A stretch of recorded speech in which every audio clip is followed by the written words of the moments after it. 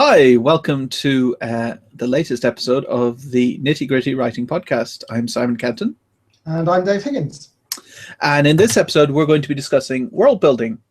But before we do that, we're going to do our usual what we've been doing this week in writing. And in this episode, we're discussing world building. I'm hearing myself, of course, on my YouTube. Yes. That happens every single week, and I need to start figuring that out. So, Dave, do you want to go first, or I can go first? Either way. See, what have I been up to this week? Wrote another episode of Seven Stones. Edited that. Published it this morning. About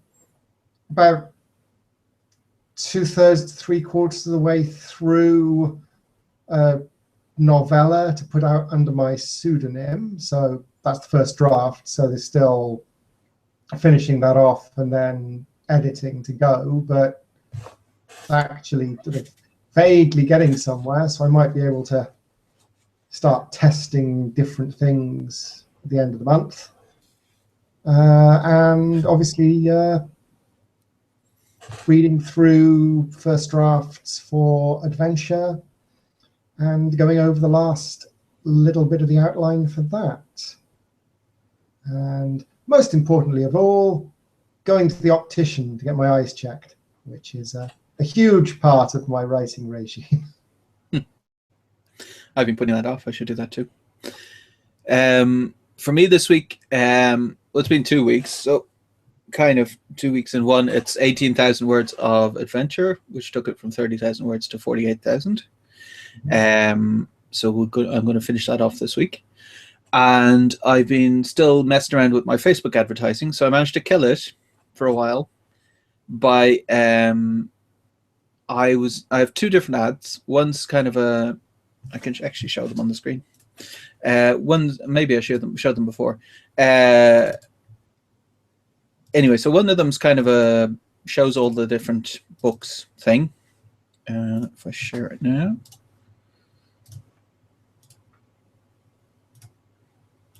Like so. And one of them's just the cover of The Bite on the Line. Just zoomed in on this bit. And that's all. It doesn't have all this reviews and all this kind of stuff. And because there isn't a connection between Facebook and Amazon, there's no way of me knowing whether an ad is selling more copies of a book or not. So I was thinking that the one with all the different covers and the reviews and everything was getting a less of a click-through rate, but more sales. So I experimented. I turned off the one with the front cover, and my sales declined. So that tells me that the other one, the one with just the front cover, works better. And it has a lower price for click-through anyway. So it kind of makes it much easier if that's the one that works, because then I get more people clicking through anyway. The other experiment I did was I tried lowering the price of all the books. So all the books were $5 each, $4.99 each. And then the collection was $9.98, which is the price of two of the books. And I got the same amount of sales when I reduced it to $2.99 for each of the books and $5.98 for the collection, which is then 99 cents a book, which is pretty cheap. I got the exact same amount of sales either way, which means that the higher price or lower price has no effect essentially on sales. So I might as well have it at $10 and earn the more money, because $10 is cheap anyway for 6 novels. So I might as well earn more money out of it. It's not like I'm ripping people off. So at the lower sales price, I was losing money each day, royalties versus amount of Facebook invested.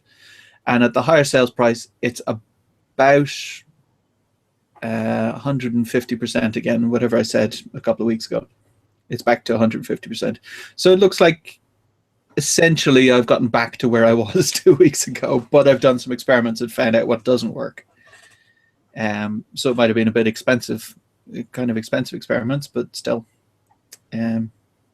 whatever works. You don't have to do it once. Yeah, exactly. I'm not going to try it again. Like, I've messed around. Like, the thing I've learned as well is having a custom cover with a striking image. Like, the cover I have has a like a steampunk kind of jet engine powering these guys in medieval garb through a forest. Mm. And that's quite a striking image then that I can share as much as I want, use as much as I want. Since it's a custom image, I bought it. So I have it on t-shirts, I have it on everything. And it stands out when people then see it, because they're going, well, that's weird. That says it's fantasy, and then there's a jet engine on the back of a train, and that's weird. And then they click on it and maybe buy a copy. So yeah, that's what I did this week. Yeah, I was actually vaguely thinking while you were saying that. Did you read the review I posted on Friday? No. It's Jordan Elizabeth's Cogling, which is halfway between a fairy tale and steampunk social commentary. It just struck me that that's sort of the same thing. Sort of that you've got the steampunk and the high fantasy warring out in that as well. So, and it's not a one-to-one comparison, but that might be something. Yeah. Just take a glance at when you have a moment to see how that's marketed. Cool. I've sent a sample to my Kindle now. I've been doing that a lot now, reading samples, because it makes it. I'm so picky that there's no point in me buying anything, even anything that's a free book. I'll just take the sample, which is a bit weird, I guess. But what I really want to finish, if I can, and I keep putting it off because I'm reading Three Body Problem now, is All These Shiny Worlds, because I want to recommend that to my mailing list if I can. But I have to get through it first, otherwise I can't, in good conscience, recommend a book I haven't read. Yeah, we might actually have the price sticking in Amazon now. Yeah. Like the past fortnight, it's been up and down and up and down and up and down, and like you'd log on, you go, oh, it's free now. We'll tell everyone, and then 2 hours later, you get someone going, it's not free. It's like, oh, Amazon have changed the price again, but it's been stable for several days now. I wish they'd give us control to make things free and control where the price matching doesn't happen. So I'm on Smashwords to iTunes, and iTunes round to the nearest dollar, or the nearest pound. Sorry, it was in the UK, and the book was $3.44. So on Amazon, I rounded that up to $3.99 because it's halfway between. It's fine. And then iTunes rounded it down to $2.99 because that's the nearest dollar. So then Amazon price matched. So now it's $2.99. So then I've asked Smashwords, and they've kindly said they'll fix it, but still, it's annoying. Just do what I want you to do. And Smashwords, I've sold 13 copies in total since I started publishing in 2013, which I almost like, maybe I should just turf this in and go Amazon exclusive because I'm not selling any. But then I get the occasional email from someone saying, so those 13 have probably gone to one person who then is like, oh, I really need these on Kobo, or I need these on iTunes or whatever. Yeah. And I hate the fact that Amazon has monopoly. I really don't like that. Like, I love Amazon giving us the potential to publish where we never had it before, but I really don't want anyone to have a monopoly on the market. Yeah. I'm in the same position. One of my books is Kindle Select exclusive, and the rest aren't. And it's not making a huge difference for me, except when I use the Amazon fanciness. So if you do a deal, you get uptick. When the deal ends, it doesn't tend to stick. So no, so I think sort of there's a once Amazon, if Amazon get so big that no one else is really a player, then they're not going to have any incentive to give people a reason to stick with them, because they'll be the only game in town. Well, them and like little Gumroad-like sites. Yeah, and it's worrying as well that like a change, like the perma-free thing doesn't really work anymore. So if I was freelance, if I didn't have a day job, and I'd been relying on perma-free to funnel people into my books, and then perma-free disappears, if I was only on Amazon, then my entire income disappears. Whereas I want to get it to the stage where I'm earning more, I'm earning something from Kobo and iTunes and things like that, that if any of them change, that my income doesn't drop to zero overnight. At least there's some kind of some period of time where I can try and work things out and figure out a way to earn more money some other way. Anyway, we can move on to our topic, which is world building. We're going to just discuss it in general terms first, but then we were going to actually world build some stuff from our series Adventure, because it may be easier just to show world building in action rather than kind of describe it. But the first, I could just go through some points where I think world building helps quite a bit. Is quite often, if I'm stuck for any ideas, the world building will give me a place to start. It gives a frame. So the worst thing is you can write anything. If someone says you can write anything, then you go, oh, well, what do I write? Whereas if someone says you can write anything in this particular society, then you can start going, well, what's interesting about the society? What kind of person would thrive? What kind of person would not do well? How would the society break down? What does it do to the people, less desirable people like criminals or the homeless or whatever? All that kind of stuff. I think the number of original published authors who will, if poked with a sharp stick, admit they started off writing fan fiction for things supports that. So in fan fiction, you've got hardly any room at all because most of it's been built. But there's some really superb fan fiction out there. So there's some fan fiction that you can't tell that it's not official. And it's fan fiction as a concept produces enough quality work that Amazon tried licensing worlds. So, sorry. If Amazon is saying fan fiction isn't always going to be kind of lumpy and horrible, then you can pretty much say, well, whatever Amazon thinks is going to sell is probably at least a reasonable product. So obviously having huge restriction doesn't kill your creativity. Yeah, I mean, as well, you can kind of, you may be watching the show and then see an opening for something creative in that world that the showrunners are not necessarily seeing because they may be too close to it. I considered doing the same for my Bitter End books, obviously not through the Amazon official thing because then you have to be approached. Yeah. But then it's just too much work that I would then have to do to administrate the whole thing that it's not worth the work yet. Like if Bitter End had millions of readers, then it'd be worth the work to set up a wiki or something for people to check out all the different things that I put into world building that didn't make it to the books.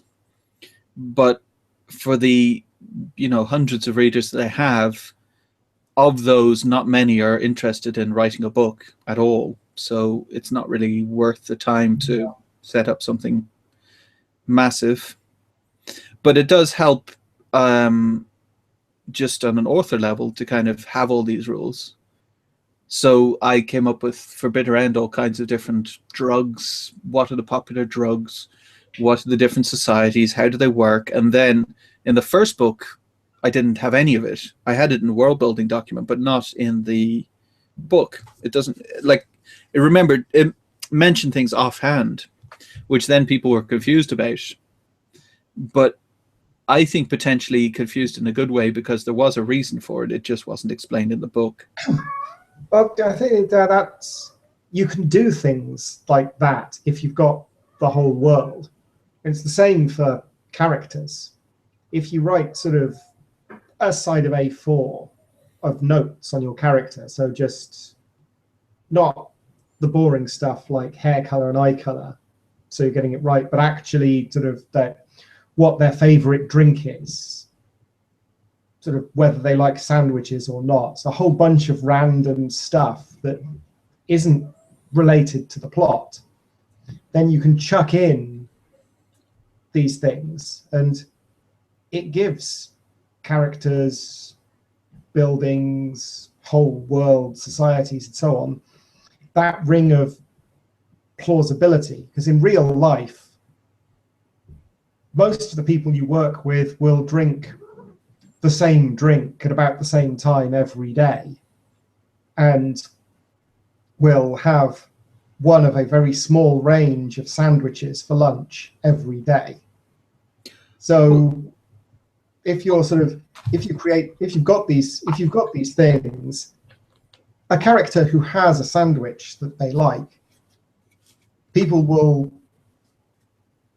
feel a certain empathy with them because they've got a favorite drink and a favorite sandwich. And if it happens to be a 9-foot tall lizard man who can walk through walls, but also likes ham and cheese sandwiches or whatever, it makes them seem more real, having these little things. Well, while you were saying that, I was just thinking of Jean-Luc Picard in the Next Generation, and everyone's favorite quote is "Tea, Earl Grey, hot." Yeah. Exactly. There is no, I suppose, from a television perspective, it gives him something to do with his hands in some of the scenes. But I can't think of any instance where his drink preference makes a difference. In one episode it did, where he ordered it and it went wrong because the computer was malfunctioning. But normally no. And that was only presumably, that was later on. So presumably that it had caught on and people went, oh, that was, maybe we should integrate this, because people seem to have latched onto it. Well, yeah, my point is, if the purpose of it is just so he's got something to hold in his hands so he can do some visual business while someone else is talking to make the scene more interesting, then you don't need to see him order it from the machine or know what it is. So he could just like take the cup from the replicator or just have the cup in the meeting. So, but the fact he has a favorite drink, most people know that about him, and it really makes him come alive as a character without having anything at all to do with the plot, apart from maybe that one thing that probably they stuck in afterwards. So building your world, building your characters, because world building and character building have a reasonable amount of overlap in technique.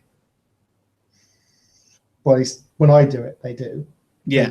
They do for me as well. Yeah, the specifics the same, but fundamentally the process is very similar. So having all of this stuff in a wiki, a folder, a set of post-it notes stuck on your wall, or however you choose to store your random data, is useful. And also it future-proofs you against those problems where suddenly you don't know where to go with the scene.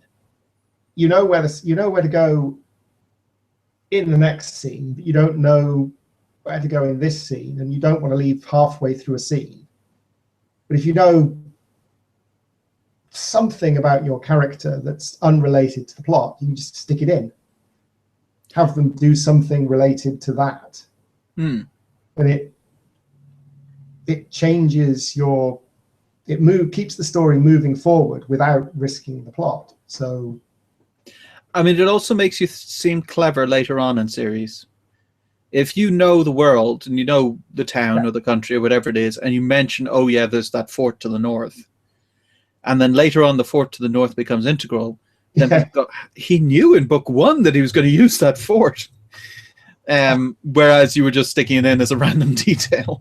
Yeah. I do find myself doing that, sticking in things. So you go, well, sometimes you stick in things because you think I'm going to use that later. And sometimes you stick in things because you just want to add a bit of color. Mm. Then sort of 50,000 words later, you reuse some things you just mentioned in passing before. And in my experience, it's never quite, well, all of the things you put in there to foreshadow stuff or set things up get used, and all of the extra detail doesn't. I always sort of find by the time it gets to the point where I'm looking for, okay, I need to pick something up, I'm as likely to pick up a random thing I chucked in just because they needed to pass through a town as a quick transition paragraph. That sort of, the journey was arduous because the road was blocked near Thribble. You chuck it in to avoid that going straight from, okay, let us sally north. The north was cold. Yeah. You need to stick in a little bit of filler, and then you reuse it because it's there.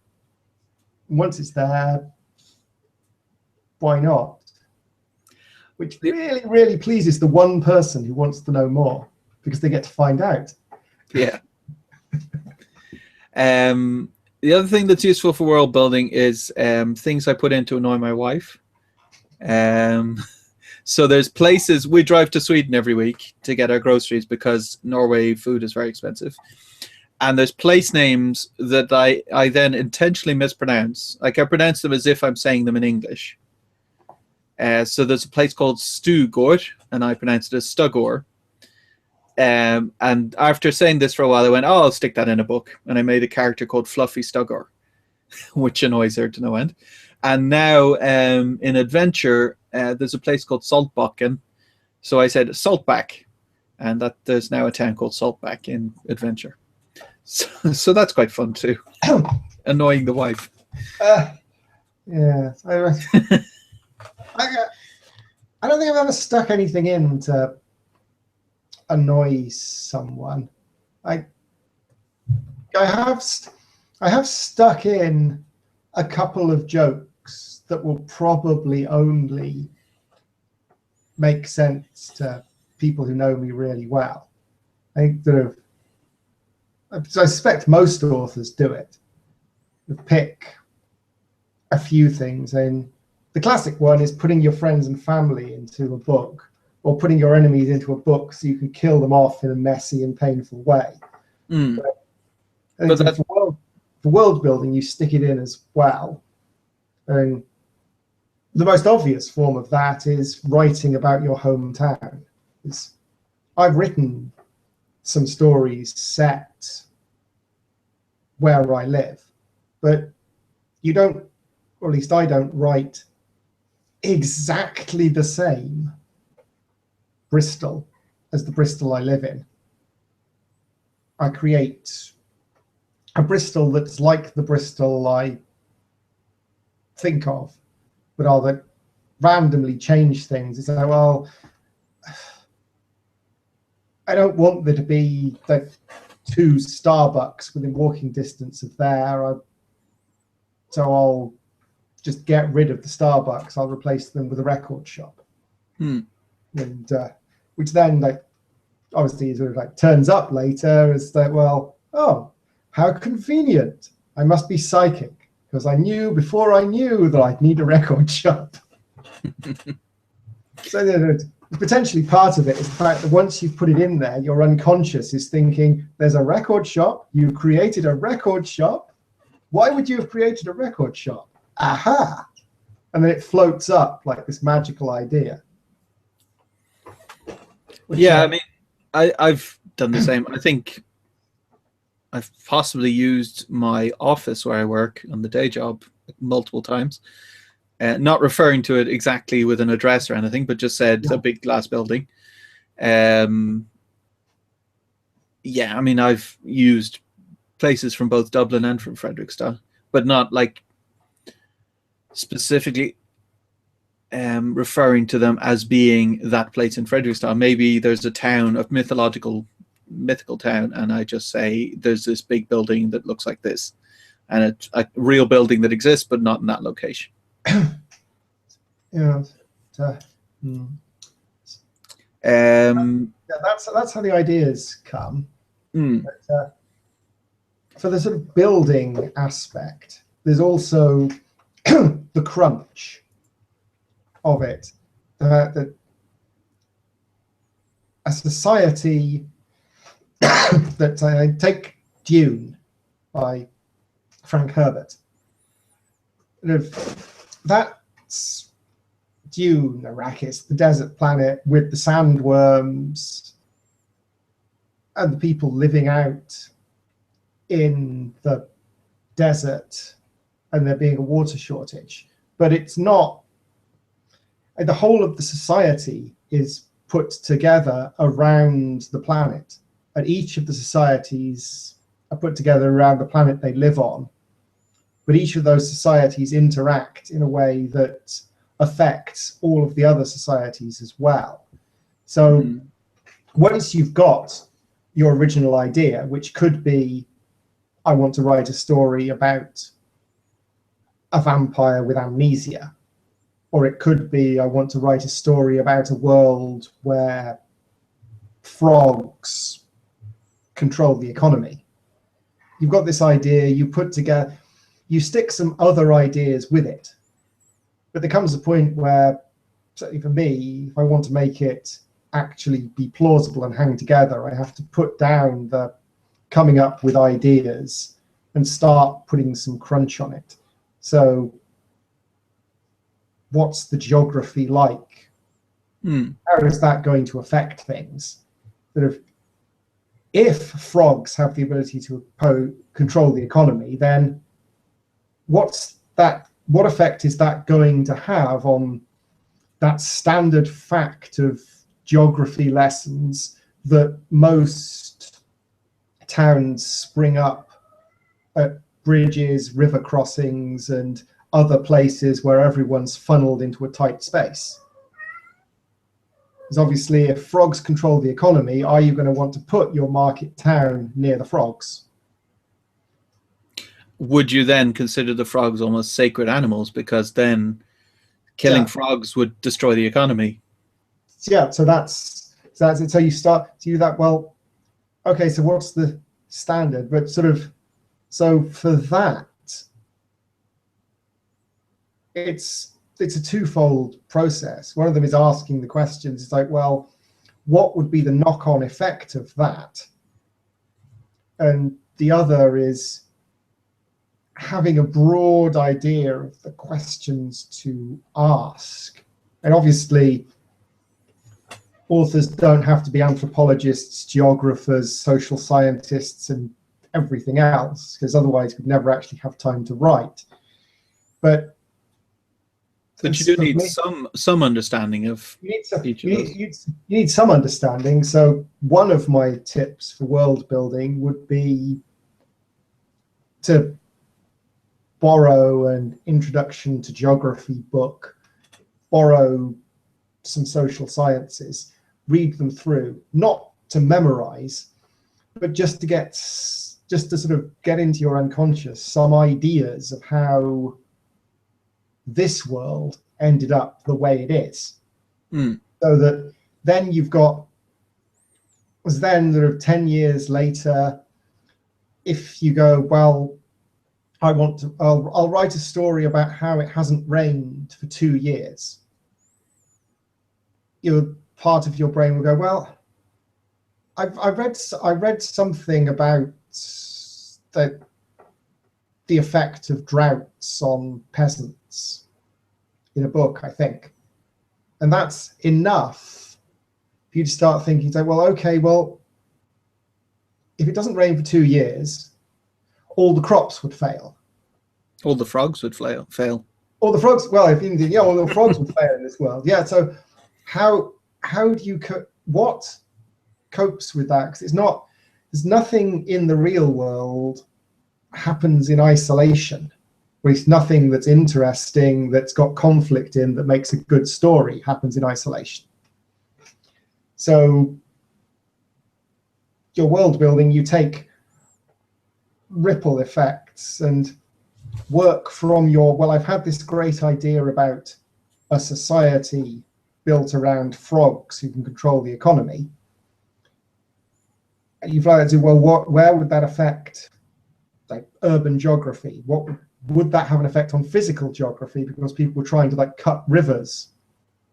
Would you dam rivers as a siege thing, that if you cut off someone's water supply, the frogs go, and all of these various things? What happens if there is unseasonable drought, whatever? How would like going back to Dune, I think that's probably why the spice comes from the desert world, is because there needs to be a reason why the desert world is so important. So yeah, I mean, they all kind of hang together. There has to be, you have to come up with, why are the frogs important? Yeah. And what about them is important, and how each thing would affect them works. Yeah. Like I usually, for most things, I write then a little, almost like a wiki article.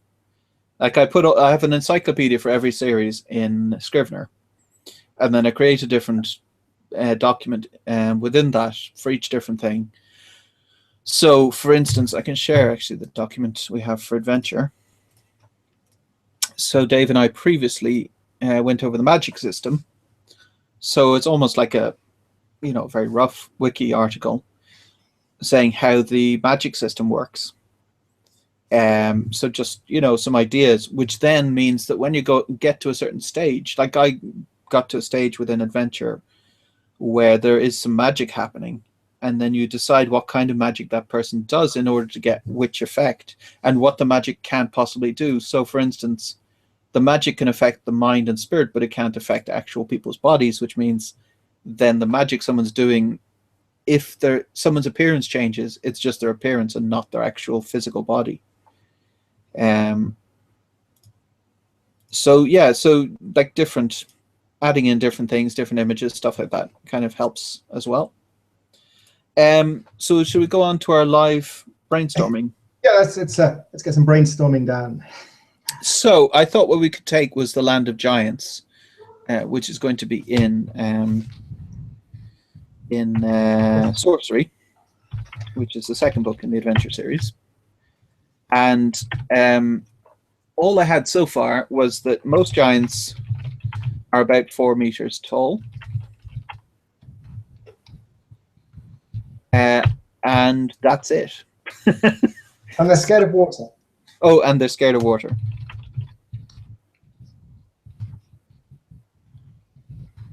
Of deep water, not just a glass of water. Yeah, but obviously that has a huge impact on their society compared to human society, because lots of human cities grew up because they had good harborage.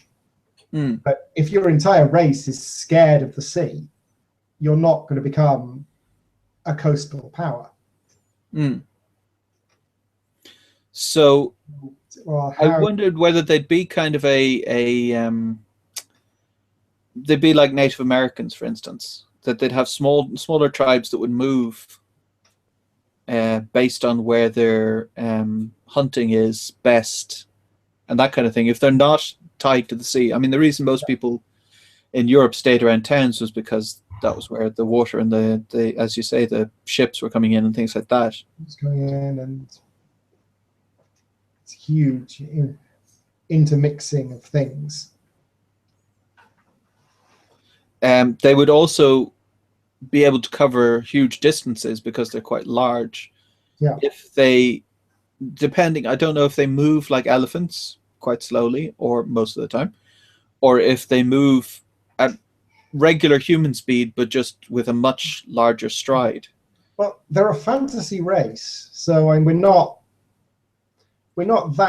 tied down to the fact that if you scale the human being up, their legs would break and their lung capacity wouldn't be right, and so on.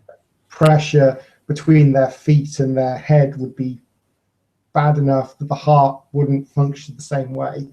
So we could just have them scaled up to 2.5 times human, but in which case they'd move 2.5 times as fast as human.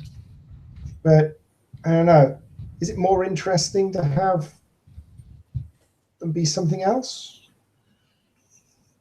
Other than giants, or other than Sort of the fantasy world, so we can ignore certain things of biology. So the quickest, easiest thing is to just say they're big humans.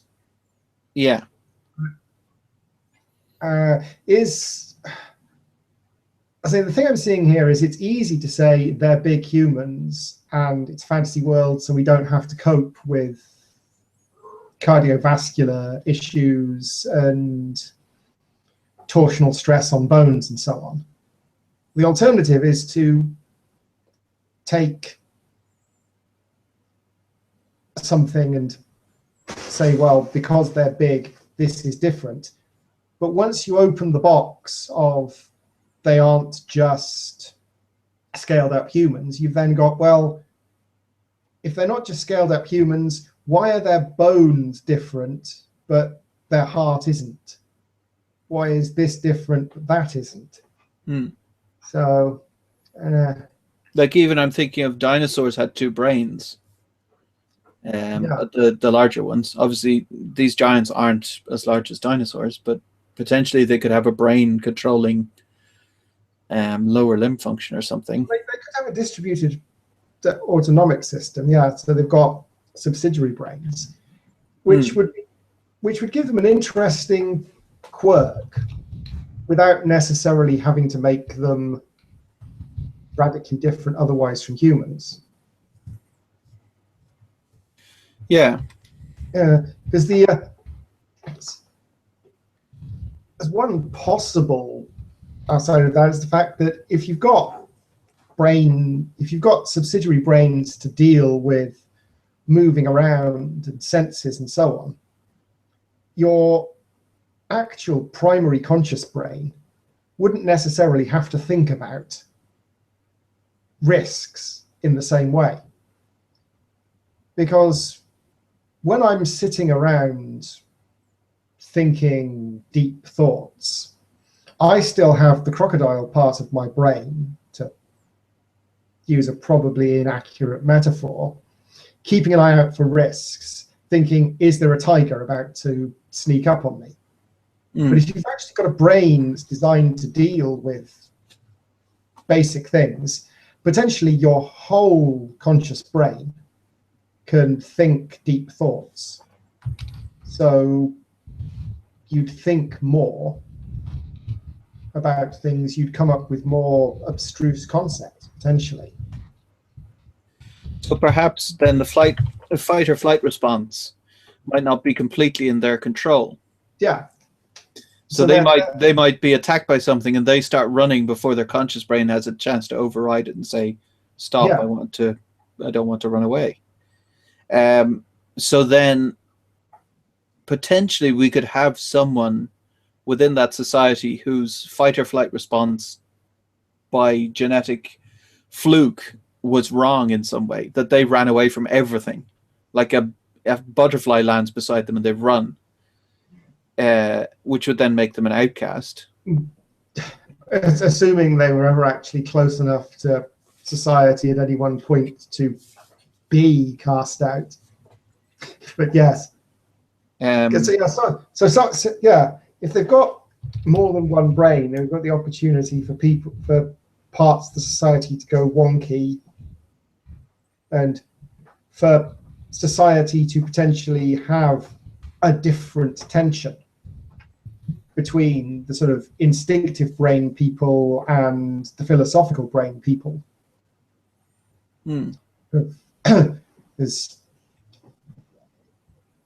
It also gives the potential for someone tapping into that secondary brain to make them frightened when they shouldn't really be. Like a human running up and shouting at the top of their lungs, the giant should just like swat them away. But maybe the fight or flight brain makes them run when they don't necessarily need to, which could make them a very timid race that's very easily dominated. But then perhaps there are certain people who are better at controlling because they have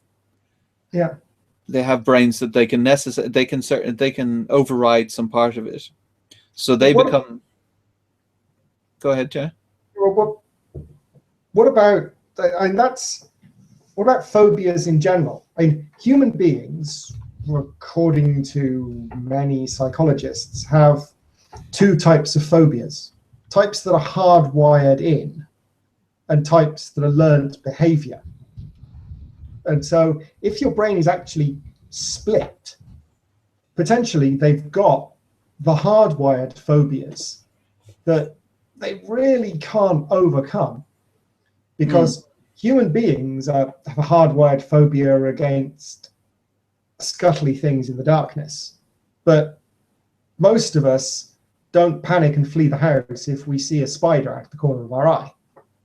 So we can overcome it. But also, we can become scared of things like clowns that are not, whatever people say, all demonic entities sent to destroy us.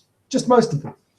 But so potentially, the giants would be scared with nothing much they could do about it of the instinctive hardwired things, because their autonomic brain just goes threat, move, or threat, attack, whatever.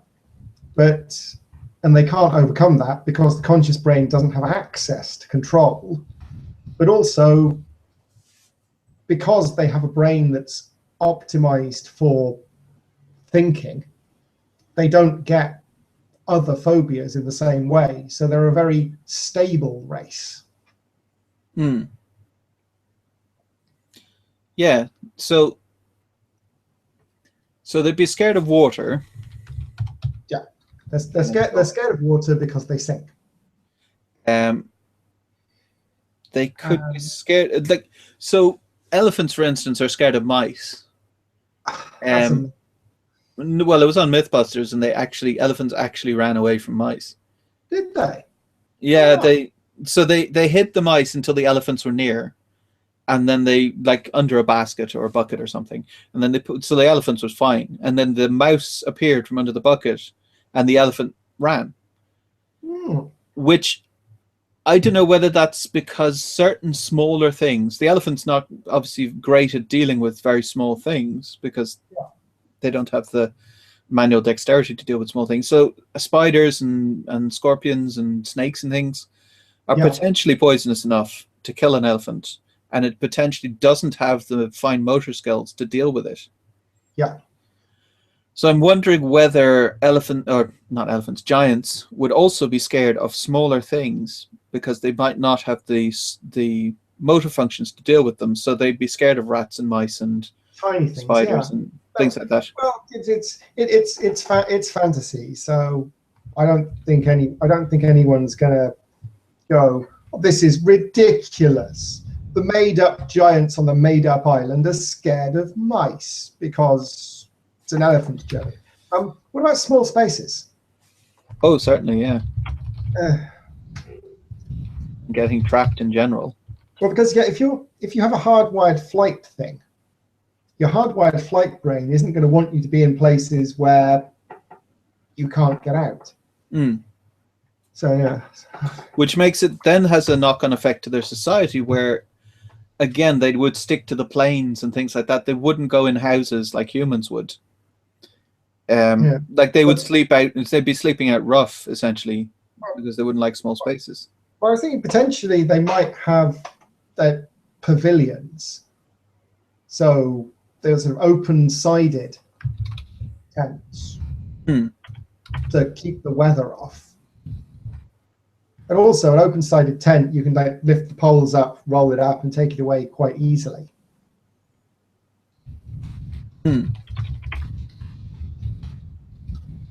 If you can see in all four sides and get out, having something over the top of you would be okay. But yeah, they wouldn't like caves or houses or castles or anything that the humans would have. Yeah, so you could so potentially you could deal with the giant by putting a bag on their head or a bucket. You put a bucket on their head and steal their stuff.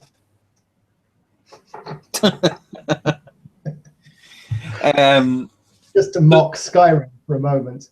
It has both giants and the ability to put a bucket on someone's head and steal their stuff. Well, I didn't even. Complete aside, but I upgraded a thief character until she could sneak so well that she could just steal anything from everyone, steal all their clothes, which is not very realistic. Even no matter how good a thief is, I think someone would notice if their clothes disappeared. Yeah. So then I had all these guards wandering around the town with no clothes on. And I had all their stuff for no reason other than it was funny to watch them walk around in a loincloth. Yeah. But yeah, so that's interesting. So then they, again, like they kind of almost like Native Americans in that they're tribal and maybe moving from place to place and thinking that human society is frightening in a way because they all live in these tiny houses. And maybe are not as technologically advanced if they are moving from place to place. It was kind of the restriction put on the Native Americans that you can't build forges and things like that if you're moving all the time. Yeah, well, if you're 4 feet tall, so it's 4 meters tall, potentially there's less need for some technologies. Because they're big, so they're going to be strong, and they're optimized for fight and flight in a way that humans are. So they're going to be more effective without any weapons because they're going to start running from a threat that they can't defeat before they have to think, "Ooh, can I deal with this or not?" So they're going to start running sooner, giving them a slight advantage. It is a threat they can deal with.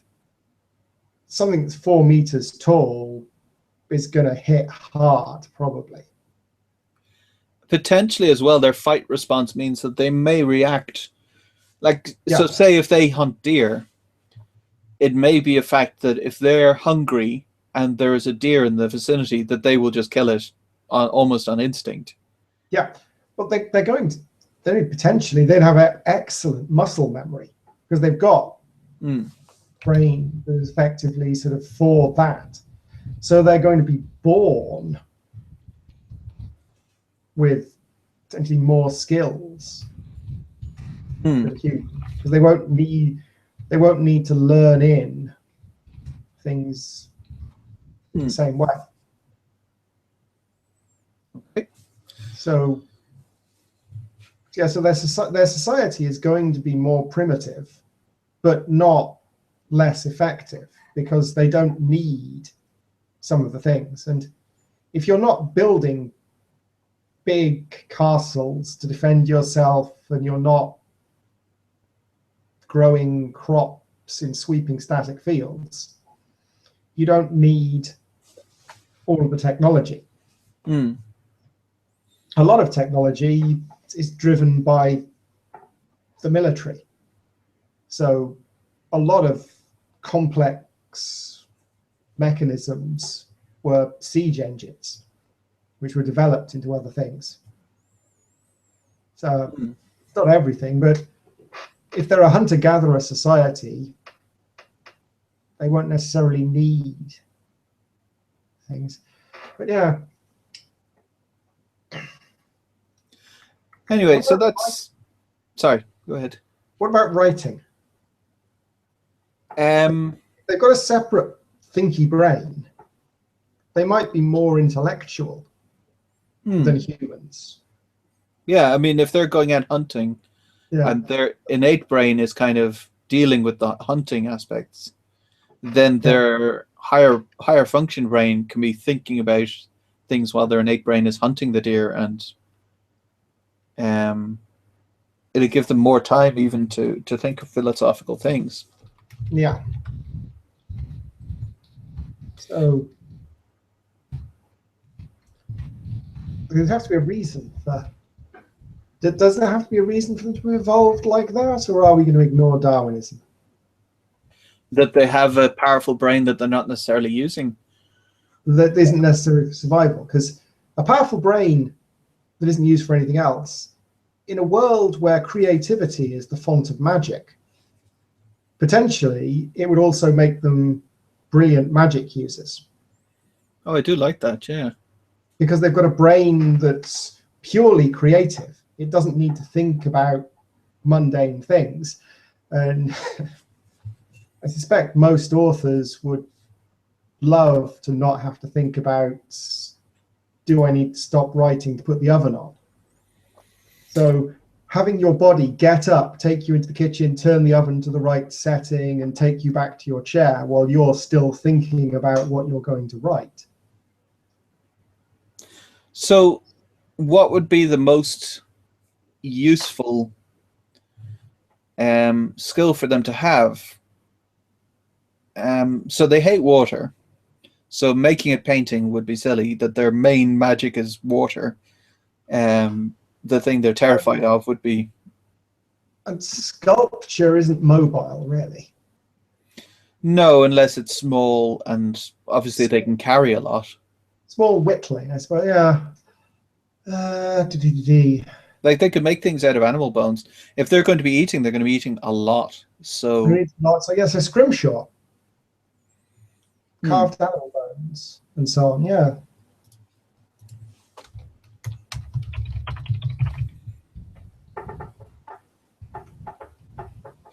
So, yeah, so if they do pottery and sculpture, then they're strong at earth. They would avoid then doing water, and then air and mind and spirit and fire would be quite difficult. So earth skills then gives them quite a lot to do there, where they could be molding the earth around them to suit whatever their needs are. Perhaps trapping beasts and things like that. Yeah, so you could open the ground beneath a beast, dropping it in, kill it, and then raise it up so you didn't have to go into the tiny little hole. Yeah. And then if there are giants fighting each other, they would each be trying to confine the other into a small space. Yeah. And therefore terrify the other army and make them run away. Yeah. Yeah, I like that. Anyway, that's over time. So we probably should end there, but that was interesting. Yeah. And gives us somewhere to go then for writing the outline of sorcery. Yes. Was there anything you wanted to add before we finish, Dave? I don't think so, apart from my reiteration of it's better to stick down a bad idea for your world and come back and fix it later than get hung up on working out exactly where the towns would be based on your new society. I mean, you saw there, like, all my idea was there's a land of giants and they're 4 meters tall. And you can kind of take, that's kind of a fairly hackneyed idea. There's a lot of fantasy books that have giants. And then take that and come up with something I think is quite interesting. It's certainly not, nothing springs to mind immediately. It's like, oh yes, that's just like this book. But yeah. The scrimshawing giants book, that one. Well, yeah. Grant, so we can end there. Oh, sorry, go ahead. Was there anything else? I was just saying, I was agreeing with you. Okay, grand. Yeah, we'll end there. Next week's episode will be on first drafts. So we shall see you then. Thanks very much for watching.